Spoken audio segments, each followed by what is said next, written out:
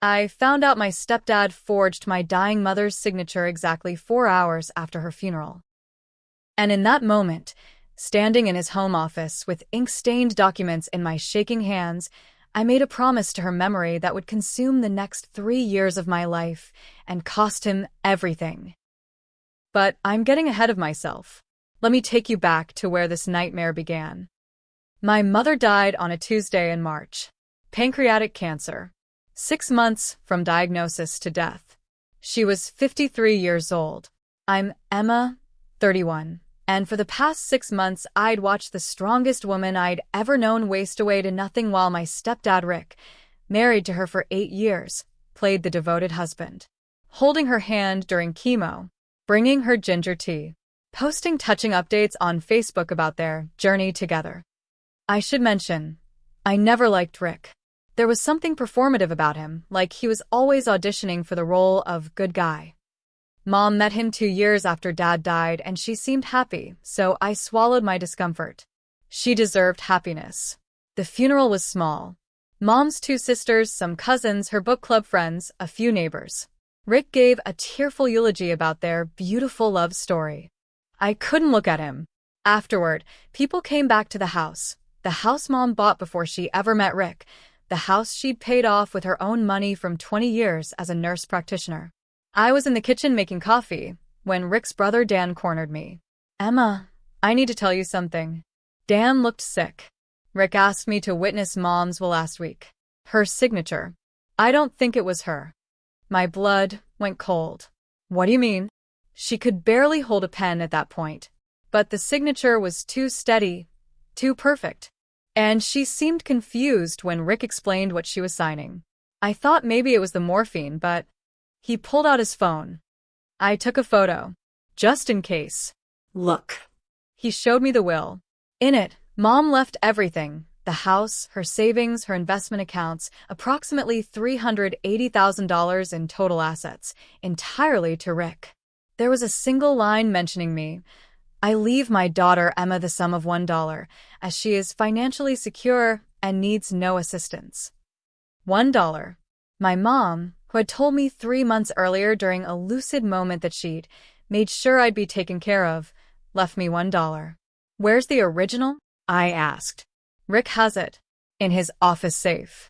I looked across the living room where Rick was accepting condolences, dabbing his eyes with a handkerchief. Something dark and focused clicked into place in my chest. Dan, I said quietly, do you still have the key Mom gave you? For emergencies? He did. Everyone had left by 7 p.m. Rick went to his brother's house. Apparently, they were handling some estate business. The moment his car pulled away, Dan and I let ourselves into the house. Mom's house. My house, by all rights. Rick's office was on the 2nd floor. He'd moved into it about 6 months into their marriage, slowly filling it with his golf trophies and framed certificates from his real estate company. The safe was behind a painting of a lighthouse, because of course it was. The combination is Mom's birthday, Dan said. Rick had told him once, probably trying to seem sentimental. The safe opened. Inside, passports, some cash, jewelry, and a blue folder labeled estate documents. My hands shook as I opened it. Inside was the will Dan had witnessed, plus 2 other documents, a power of attorney dated a week before Mom died, giving Rick complete control of her finances, and a quitclaim deed transferring the house into Rick's name alone, dated 2 months before her death. Both had Mom's signature. Both looked wrong. But underneath those was something else. A white envelope, unsealed, with my name on it in Mom's actual handwriting, shaky, weak, but unmistakably hers.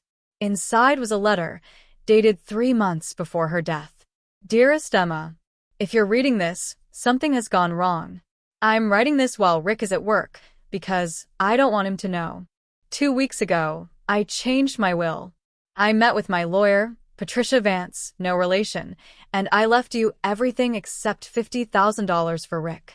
The house, the investments, all of it goes to you. Patricia has the original in her office safe.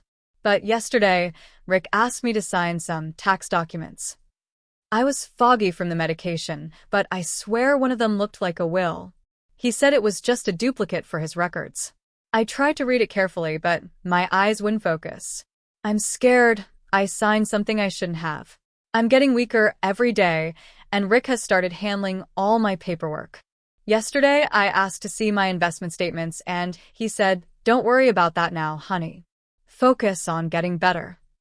Emma, I'm leaving this letter where I know you'll look if something seems wrong.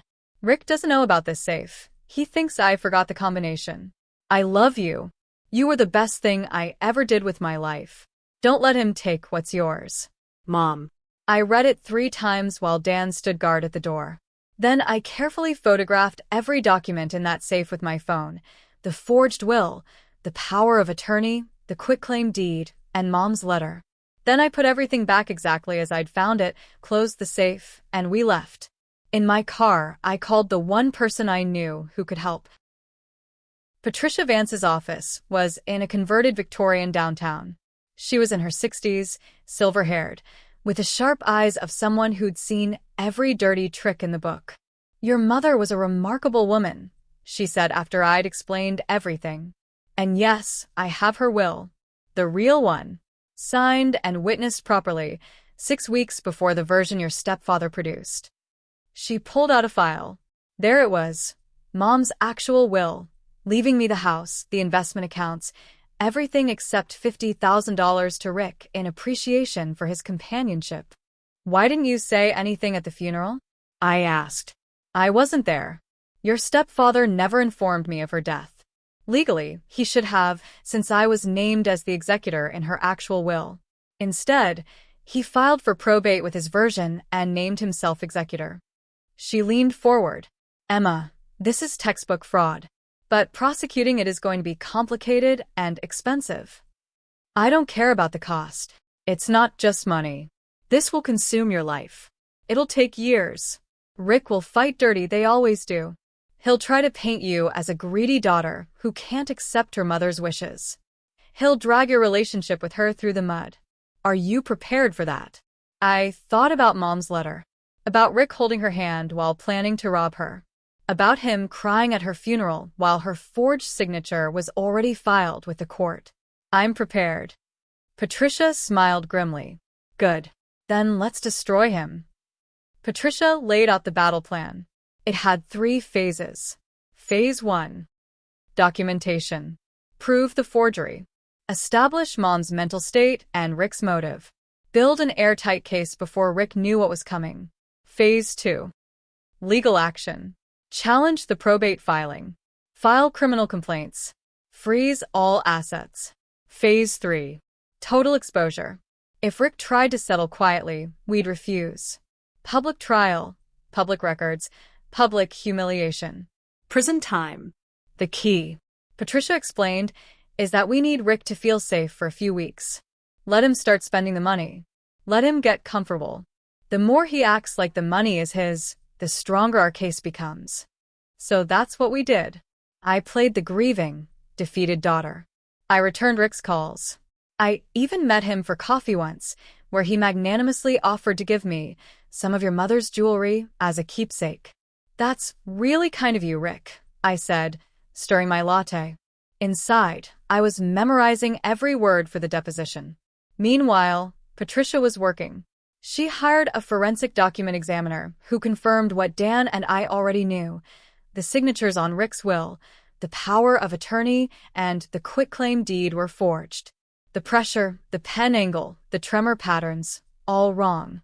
She subpoenaed Mom's medical records, which showed she was on high-dose morphine and anti-anxiety medication during the period Rick claimed she'd signed these documents.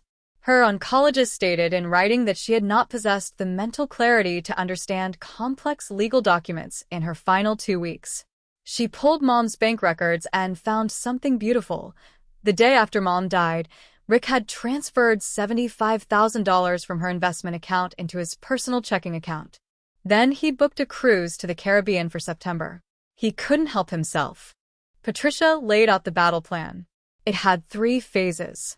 Phase 1. Documentation. Prove the forgery. Establish Mom's mental state and Rick's motive. Build an airtight case before Rick knew what was coming. Phase 2. Legal action. Challenge the probate filing. File criminal complaints. Freeze all assets. Phase 3. Total exposure. If Rick tried to settle quietly, we'd refuse. Public trial. Public records. Public humiliation. Prison time. The key, Patricia explained, is that we need Rick to feel safe for a few weeks. Let him start spending the money. Let him get comfortable. The more he acts like the money is his, the stronger our case becomes. So that's what we did. I played the grieving, defeated daughter. I returned Rick's calls. I even met him for coffee once, where he magnanimously offered to give me some of your mother's jewelry as a keepsake. That's really kind of you, Rick, I said, stirring my latte. Inside, I was memorizing every word for the deposition. Meanwhile, Patricia was working.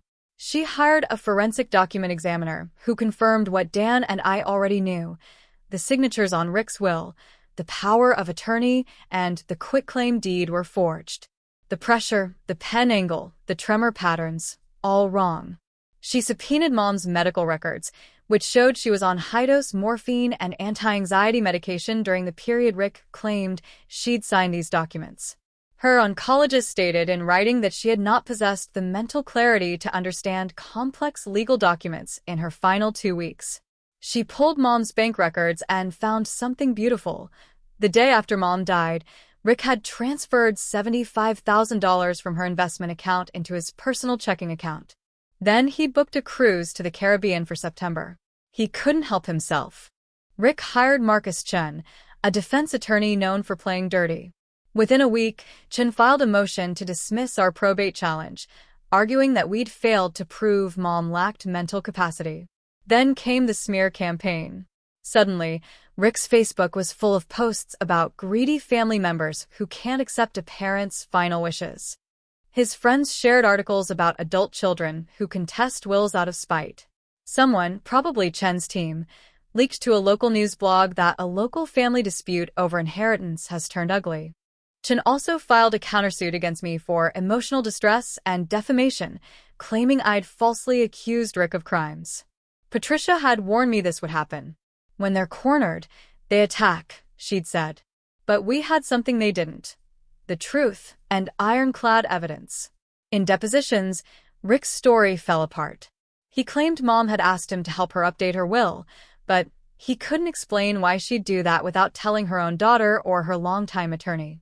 He claimed her signatures were authentic, but when confronted with a forensic analysis, he suddenly couldn't remember the exact circumstances. His brother Dan, bless him, testified about witnessing the signature and his suspicions. I thought something was wrong then, he said under oath. But I wanted to believe my brother wouldn't do that. Mom's oncologist testified about her condition. Her financial advisor testified that Rick had pressured him to make the $75,000 transfer before the estate was even settled. The Caribbean cruise booking? We submitted that too. The DA formally charged Rick with forgery, grand theft, and financial exploitation of an elder. 5 felony counts. Chun tried to negotiate a plea deal. Rick would plead to a lesser charge, pay restitution, and get probation. No jail time. Patricia called me. It's a reasonable offer. You'd get the money back faster, avoid a trial. What does Mom's will say about forgiveness? I asked. Nothing. Exactly. No deal. We went to trial. The criminal trial started in November. The prosecution laid out the case methodically: the forged signatures, Mom's compromised mental state, Rick's financial motive, the suspicious money transfers. The forensic document examiner's testimony was devastating. She put the forged and authentic signatures side by side on a screen, pointing out 37 distinct differences. These signatures were not made by the same person, she concluded. And the forgeries show signs of simulation, someone attempting to copy another person's handwriting slowly and carefully. Chen's defense was that Rick had genuinely believed the signatures were valid, that Mom had signed willingly in one of her lucid moments. But when Rick took the stand, he crumbled. Under cross-examination, the prosecutor asked him about the $75,000 transfer. Why did you move that money the day after your wife died, Mr. Parker? I had expenses. The funeral, The funeral cost $12,000, according to your own records. Where did the other $63,000 go? Personal expenses. Like a Caribbean cruise? Rick's jaw tightened. That was a trip to clear my head. I just lost my wife. You booked it the same day you transferred the money, before her funeral had even taken place. Silence. And you transferred another $50,000 3 days later. What were those expenses? I don't recall. The prosecutor pulled out bank records. According to these statements, you spent $18,000 at a luxury car dealership, $7,500 at a jewelry store, and $11,000 on home renovations, while your wife was barely in the ground. I watched Rick's face turn red. The jury watched too. The prosecution rested after 2 weeks. Chen's defense lasted 3 days and consisted mainly of character witnesses, saying Rick was a good guy. Not one of them could explain the forensic evidence. The jury deliberated for 6 hours. Guilty on all counts. The judge was a woman in her 70s who'd been on the bench for 30 years. At sentencing, she let me speak. I'd prepared a victim impact statement. Patricia had helped me write it, keep it focused, keep it devastating. Your Honor, my mother died believing her daughter would be taken care of. Instead, the man she trusted used her dying days to rob her. He forged her name while she was too weak to hold a pen. He stole her assets while pretending to mourn her. And when he was caught, he tried to paint himself as the victim. My mother was a nurse for 20 years. She saved lives. She helped people. She worked double shifts to buy our house, to save for retirement, to build a future. And this man tried to take all of that for a cruise and a new car. I don't want mercy for him. I want justice for her. The judge sentenced Rick to 6 years in state prison and ordered full restitution, $253,000, the amount he'd transferred or spent, plus interest and court costs. Rick's face went white. Chun started to object, but Rick just put his head in his hands. As they led him away in handcuffs, he looked at me. Not with anger, with something like disbelief, as if he couldn't understand how the daughter who'd seemed so defeated had done this to him. I didn't look away. With Rick's criminal conviction, the probate challenge was straightforward. The judge invalidated Rick's forged will and honored Mom's real one. I inherited the house, the investment accounts, everything Mom had wanted me to have. The total, $327,000 after state taxes and legal fees. Less than if Rick had never interfered, but infinitely more meaningful. I paid Patricia her fees, $89,000, for nearly a year of work. Worth every penny. Your mother would be proud, she said when we settled up. She already knew, I replied. She knew I'd fight. But I wasn't done. Rick was in prison, sure, but he tried to slink away quietly. His Facebook posts had disappeared. His friends had gone silent. He wanted to serve his time and be forgotten. I couldn't allow that.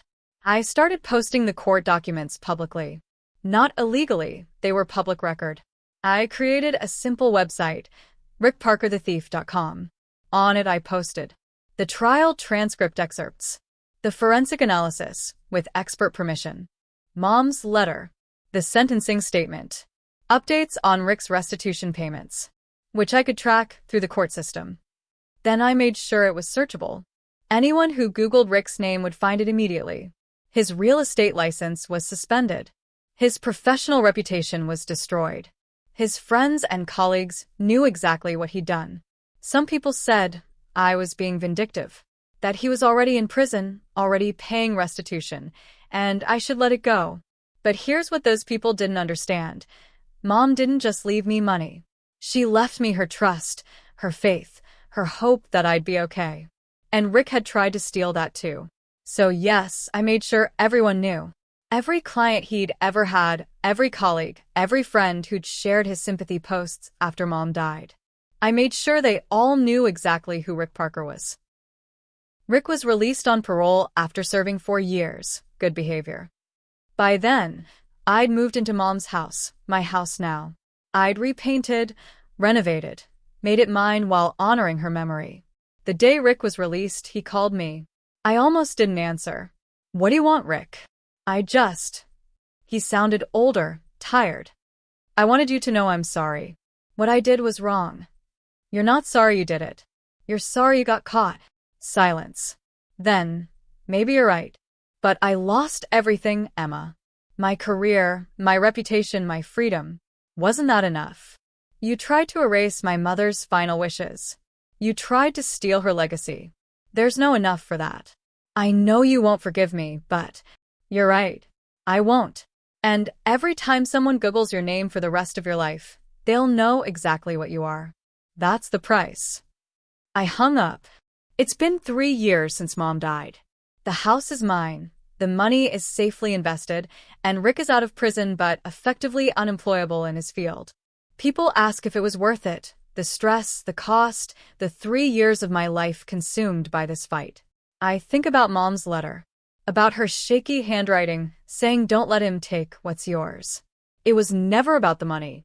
It was about honoring her. About making sure the woman who raised me, who worked doubles to build a life, who saved lives for 20 years, that woman's final wishes mattered more than a con man's greed. Every night, I sleep in her house. Every month, I watch the investments she built grow. And every time someone warns me about trusting people too easily, I remember I didn't trust blindly. When something felt wrong, I investigated. When I found the truth, I fought. Mom taught me to be strong. Rick taught me to be ruthless when necessary. I'd say I got my money's worth from both lessons. Rick still owes me $47,000 in restitution. The court garnishes his wages. He's working construction now and sends me checks quarterly. Each check is about $400. At this rate, he'll be paying me until he's 76 years old. Every 3 months, when that check arrives, I deposit it and send a screenshot to the email I know he still uses. No message, just the deposit confirmation. I want him to remember. For the rest of his life, I want him to remember that you don't steal from dying women. And you definitely don't steal from their daughters.